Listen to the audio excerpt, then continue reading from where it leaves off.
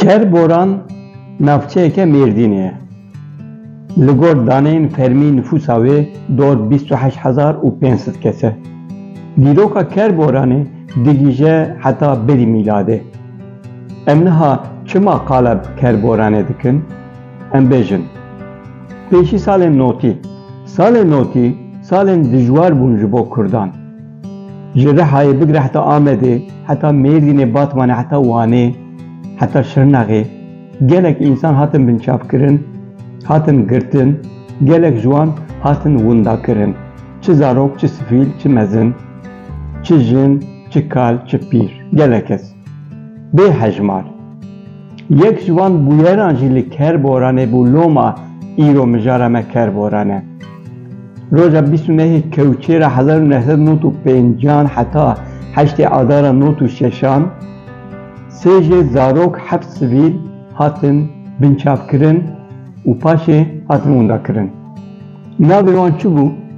Davut Altınkaynak 12 salî bû, Seyhan Doğan 14 salî, Nedim Akyön 16 salî, Mehmet Emin Aslan 19 salî, Abdurrahman Olcan 20 salî, Abdurrahman Coşkun 21 salî, Hikmet Kaya 24 salî û Süleyman Seyhan 57 salî bû. Ev hatin binçavkirin û hatin windakirin. Malbatê wan, parêzerên wan, endamên komeleyên mafên mirovan wekî gelek bûyerên din ketin dû vê bûyerê jî. Ancak piştî 20 salan 2015 de doz hate vekirin. Piştî 20 salan. Doz hat vekirin çi bû? Tiştekî nebû.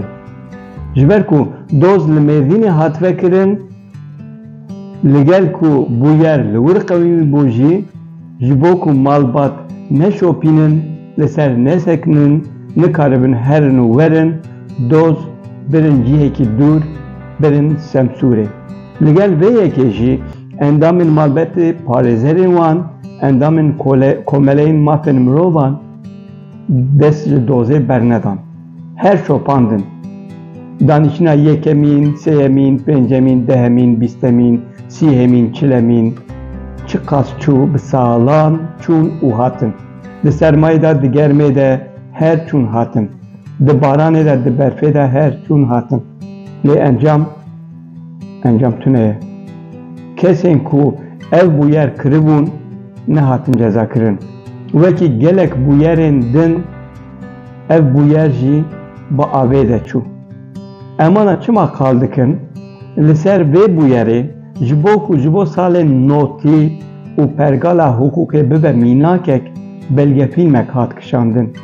Navê belgefîlm dargeçît e. Derhêner belke baş belgefîlm kişandiye bi alîkariya Hafıza Merkezî.